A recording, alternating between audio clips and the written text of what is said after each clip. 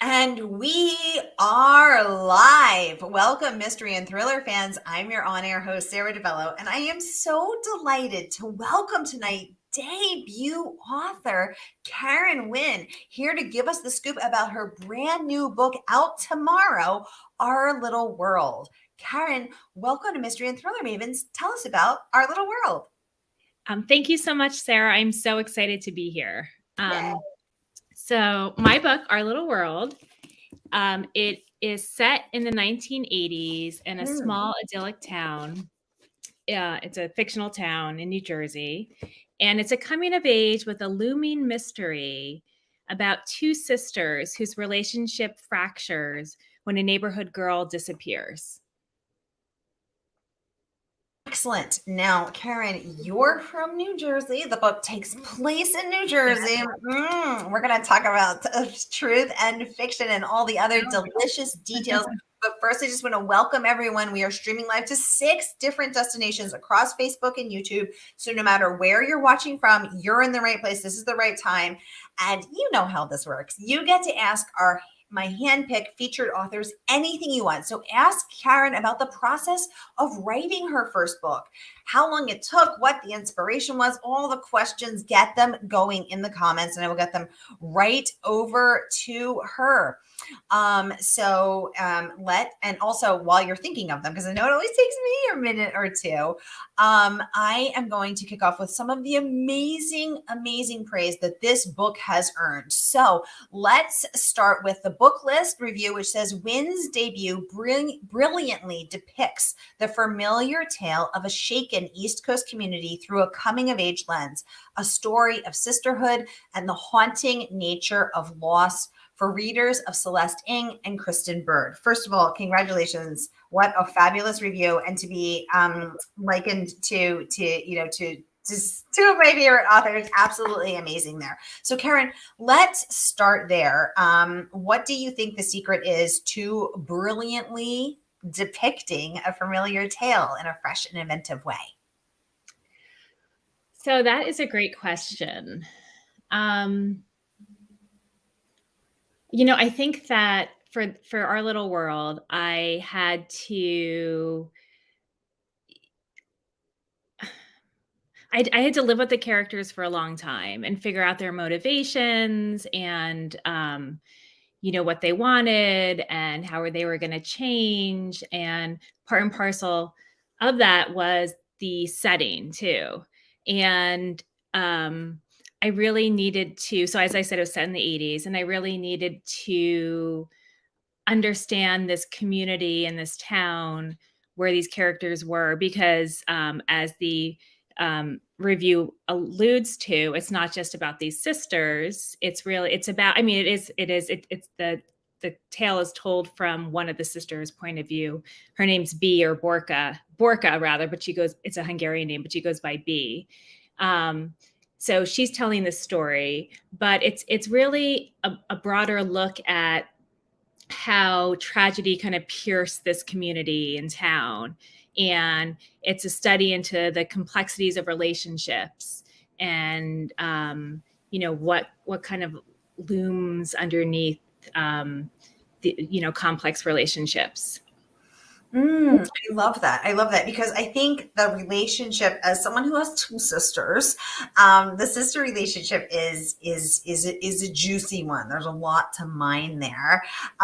So I want to talk more about that. I want to talk about the 80s setting. But first, let's click over to, okay. My goodness. Okay. Hi, Melissa Watson, joining us live from Australia, saying good day, Sarah and Karen. Hi, I'm finally live here. I'm doing a terrible Australian accent. I'll stop now. Melissa, always a pleasure to have you. Thank you so much for joining us.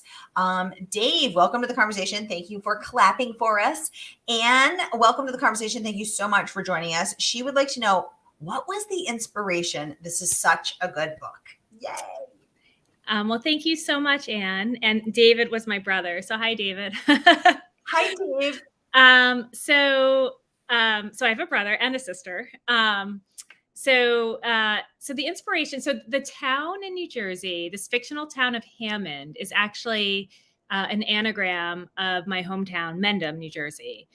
So it's a fictionalized version of my town and the town of my childhood. So I grew up in this, similar to Bea and Audrina, I grew up in this very idyllic setting. And I really did have in my memory and my mind, like the perfect childhood. So I kind of wanted, but I've always been drawn to darker things. Like I love kind of dark TV shows and darker books. And I kind of wanted to insert tragedy into the childhood that I knew and see what happens. So um, that was the kind of impetus for it. And then in terms of where the neighborhood girl goes missing. So she goes missing at this lake where Bea and Audrina and the neighborhood kids are going swimming one day. And that particular scene, actually, I drew inspiration from something that happened to me in my own childhood. We used to go to this lake, Sunrise Lake, and I used to love to swim underwater for long periods of time. I was like a fish, my mom said, and we were there one day and I was swimming underwater and I came up for air and I saw everybody had exited the lake and I didn't know why. So I followed them and it was kind of chaos there was a small sandy beach and it was chaos there. And then I realized, oh gosh, the lifeguard must have blown the whistle, but I just hadn't heard it because I was underwater. And so I was trying to find my mom. And then I finally saw her and she was standing there with the lifeguard, probably this really nervous teenager lifeguard who was literally grabbing little girls and being like, is this her? And then I realized that they had emptied the lake because my mom couldn't find me. And it was such a, when you have moments like that in your childhood, they're just seared in your memory. And I always remember the look on my mom's face, like, just the sheer panic. And I just thought it would just be such a great starting point for a novel. Like, what if I or someone else had gone missing that day? So, yeah. Wow. I mean, what a terrifying story. I can only imagine the fear that your mother must have felt not seeing her child at the lake and worrying if she had, God forbid 1,000 times, died or drowned. Right. Yeah. Must have been very shaken. So what Yes. a powerful moment to tap into. Thank you for giving us the backstory and letting us know about that. Anissa, welcome to the conversation, saying hello from South Carolina and welcome Karen. Hi, Anissa. Yay. So Anissa is an amazing librarian and a bookstagrammer. She does a lot of big things with friends and fiction. Anissa, it's always a pleasure to have you. Thank you so much for joining us. Dave said, ooh, what part of the book did you have the hardest time writing? I think we would all like to know that. Sure. So,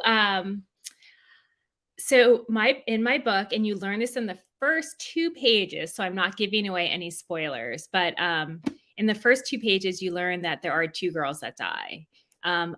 And one is the neighborhood girl, Sally, who goes missing at the lake. And the other is the narrator's sister, Audrina. And you know this from the start, as I said.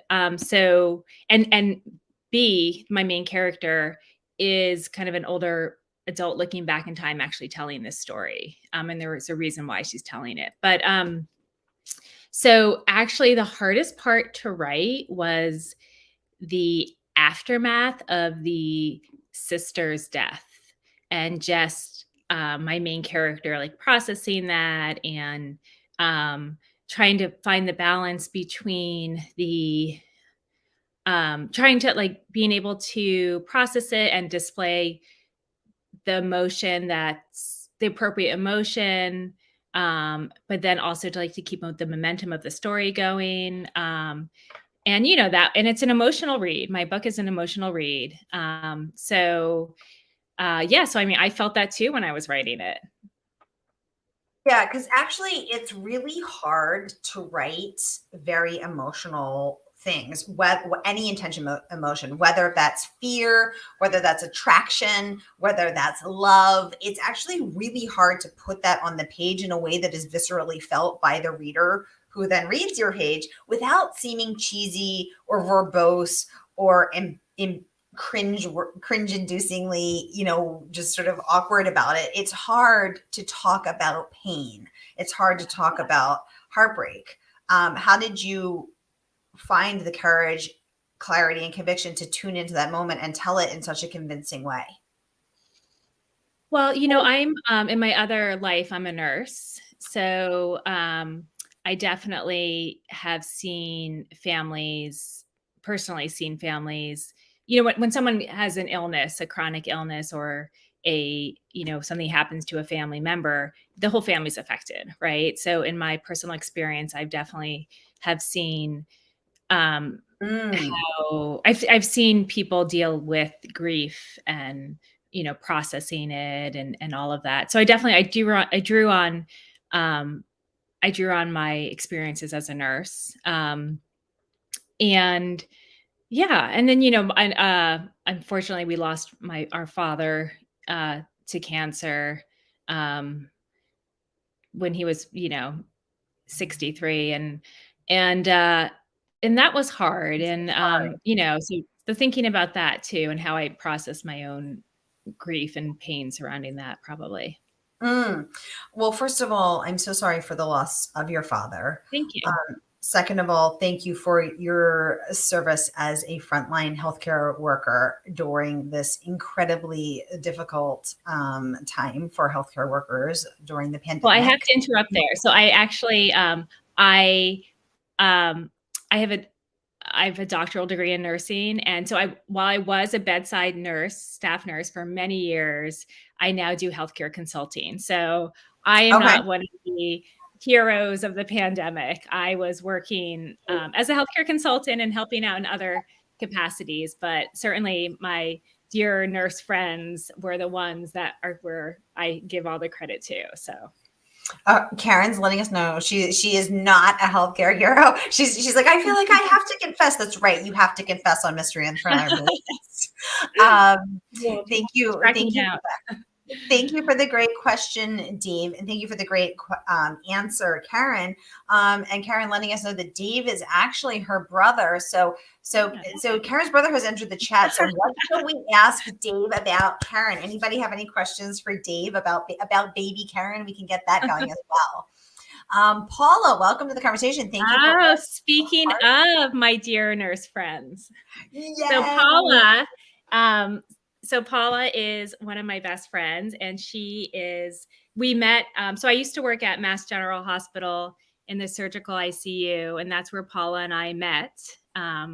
So she is one of the heroes of the pandemic. Yay. And she continues to work there as a nurse. So hi, Paula. Thank you for your wonderful service, Paula. We appreciate you. So great to have you here tonight. And Melissa is saying, wow, there's nothing like a mother's love. So you shared that you are a mother of two. Karen, how has that enhanced your ability to write the story, or maybe made it harder? Yeah, so my book, as I mentioned, takes place in the 80s. And I set it there for a few specific reasons. I wanted to, first of all, from a mystery and suspense standpoint, be able to control the amount of information that my characters were receiving surrounding this girl's disappearance. And I just loved setting it in a time. So I'm a child of the 80s, and I loved setting it in a time where there was not the World Wide Web, and the way you got information was old school. You eavesdropped on your parents' conversations, and you gossip with your friends, and there wasn't even 24-hour TV, or cable news, right? So you really you kind of fed pieces of information slowly. And so I loved being able to control the amount of information that my characters received, and also the amount of information that they sought. So that was one of the reasons why. And the other reason why was that it was just such an interesting time in the 80s in terms of like missing children. So there was like the whole stranger danger. And, my book begins in the summer of 85. And 6 months prior to that was when the Children on Milk Carton program had rolled out, the Missing Children on the Milk Cartons. And yeah, I remember that. Yeah, right. So you'd be having breakfast, and there'd be, a kid sitting there I mean, it was like a little jarring, and terribly sad. And there was this whole stranger danger and that was sweeping the nation. Um, and only a couple years earlier had there actually finally been a registry, a national registry formed where you could even report a missing kid so they could keep track of it. But prior to 1982, there was no such registry. And so, in my research, I came across a line that they said, it was easier to find or to track or to find or know about a stolen car than a stolen kid, which is really interesting. So, but in 1985, there was now this registry, but the local police were always like, they still weren't sure how to handle stuff. The FBI rarely got involved at that time in missing kids cases. The police were often sluggish, unsure. So I also wanted to capitalize on that, like small town sort of confusion, or maybe like delay with stuff, or just kind of like the just not clear cut actions to take when a child goes missing as well. But to answer your question, so I dove deep into the 80s, into like missing kids, and that made me very paranoid as a parent. And my son's iPad screen lock is my cell phone number, so he's known that since like day one. And I was watching, like, even like got a VHS tape to watch, like an old movie, an old documentary. And at one point my husband was like, he like refused to watch stuff with me. He's like, I cannot watch more of this dark like stuff with you, Karen. It's just too depressing. So it definitely made me a little, go and, definitely made me a little haunted during that time. Anissa is saying, thank you for your service, Paula. Yes, all of us. Paula saying Karen is a compassionate and very amazing nurse. I love you, Paula. Thank you. Paula is saying hi to everybody. Paula is so happy to hear. Dave saying he agrees with Paula. Karen is compassionate and very amazing. Yay. Melissa is saying, I'm sure a lot of us can relate to our younger days in the 80s, right? I mean, I'm already hearkening back to the kids on the milk cartons, the VHS tape. There was no on-demand TV. If you wanted to watch a TV show, your butt better be in front of the TV at the appointed time. Yes. And I think as soon as, we, hearing that it's set in the 80s, what kind of soundtrack do you think this book would be set to, Karen? Or what kind of soundtrack did you write this to? Yeah, so I'm so glad you asked that, because I actually have a Spotify playlist for Our Little World. Yeah, so if you can you Google on Spotify? I don't know, but the playlist is literally called Our Little World. Okay, let me pull that up. And I there's a ton of 80s tracks on there, as well as a couple more current ones. Like, for instance, that song by Moon Taxi? I don't know. It's great. It's basically, it's a town. It's called Hometown Heroes. And it's even though it came out like in the last few years, it sounds like it's like a song that makes you feel nostalgia. So I tried to do songs that were, from the 80s. Like, I have a Bon Jovi song, of course. There is Like a Prayer by Madonna, because Audrina, one of the characters, at one point wanted to dress up as Madonna for Halloween, and her father wouldn't let her because Madonna was too risque, which is kind of funny nowadays, right? But there's so there's some great tracks on there, as well as some like more haunting or nostalgic songs from more recent times. Ooh, I love that. So yes, I just tried to Google it. I couldn't find it, but I'll keep on trying.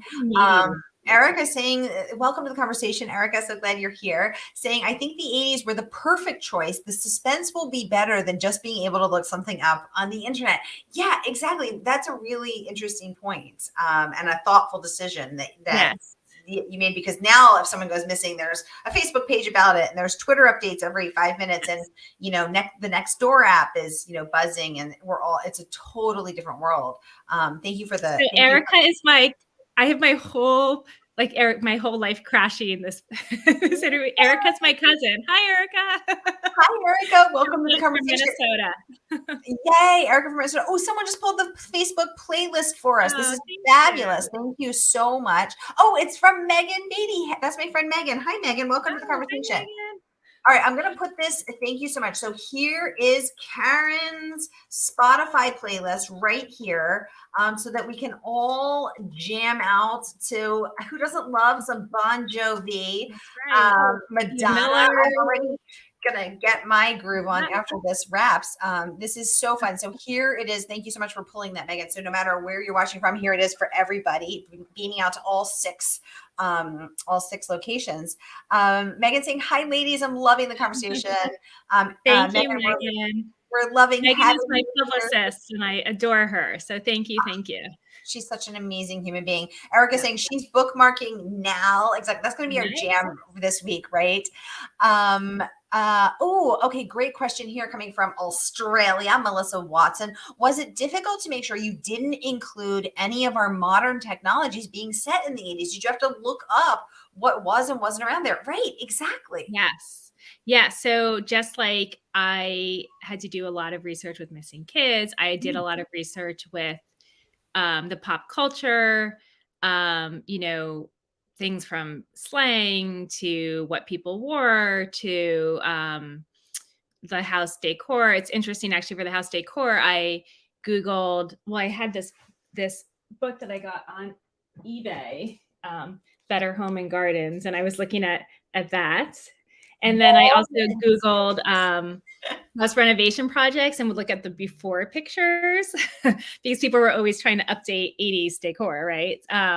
So that was kind of fun. And but yeah, and then in terms of the technologies and an interesting way that played out was, I don't want to give away spoilers, but so I'm a nurse, as you know, so it's kind of natural to me to infuse medical stuff into my books. And there are two conditions that feature in the book. And I wanted to make sure that I was both depicting them accurately, and then also, to the times, and then also in terms of how they would have been treated at the time too, and what was available in terms of testing and even like kind of the thoughts surrounding how it was viewed at the time too. So, yeah. Right, because now we know stuff, and can make references to stuff that you couldn't, back then in the days of yore when I was quite alive. Melissa saying Bananarama. Yes, exactly. I think I'm just intrigued by the walls and ceiling, a book that you just showed us. That must have surely hit the bestseller list. That walls and ceilings. Oh yes, looking very 80s there, loving it. Melissa saying also sorry. I was going to say also, of course I watched not only dark things, but I watched fun things from the 80s, like fun flicks from the 80s. I mean, Pretty in Pink. Oh yeah. I mean, so much stuff. So much love. Yeah. Melissa saying also the whole medical side, right? Because there was so much we didn't know. And, it's funny. My sister is a registered dietitian in a hospital, actually. And she sent me this video about views on eggs and cholesterol. So it was like 1950s, start your day with like bacon and eggs. And then it was like 80s, cholesterol will kill you. And then 90s, it was like eggs are okay, but take out the yolks. And then the 2000s were like, no, the vitamins are in the yolks. And then this is like, eat the egg, take the egg out, eat the egg, take the, like, it's so funny. Even just what the how nutrition has evolved. Karen, I want to get back to some of these amazing reviews. So what's fabulous about this book is that you got reviews from thriller authors and non-thriller authors. So one of our faves, my friend Sally Hepworth, who's been on the show a few times as well, raved here. I'm going to pull her review up, saying, wow, wow, wow. First of all, any review that starts with wow, wow, wow is going to be a winner. I'm just going to pop this up for a quick second. I was utterly transported by this intriguing novel set against a colorful 80s backdrop. This coming-of-age story will have you flying through the pages and explores the most complicated relationships of all. Sisterhood, a fabulous review from New York Times bestselling author and all-around amazing human being, Sally Hepworth. But then you also got reviews from Ellen Hilderbrand. So who does not write mystery? She's, firmly anchored over there in, I think People Magazine dubbed her the Queen of Summer. And she raved from the chilling first I'm just pulling it up. She's saying, I was utterly transported by this intriguing novel. Sorry. Yeah, wait, am I pulling up the wrong? No, sorry. I'm talking about Sally's now. I'm getting distracted by all of your fabulous reviews. Ellen raved, I was intrigued by our little world from the first chilling paragraph. It's a coming of age novel complicated by a tragic and untimely death. It's also a novel about two sisters you will never forget. I fell in love with the confidence of the writing and the colorful nostalgia. So I was intrigued that you got reviews from, many different genres, many different authors, but all hooked into this story, hooked into these sisters, hooked into this time and the way that you told it. What do you think the secret to crafting a chilling first paragraph is? Well, first of all, I want to say I'm I feel so honored that these authors, blurbed my book, and obviously they're incredible, and I'm just so thankful for it. But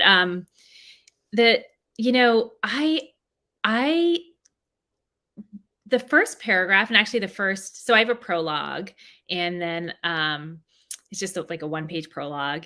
And the prologue in the first chapter, I wrote pretty quickly and easily, I would say, actually. And then I would often, and I did try to convey like a haunting tone in it.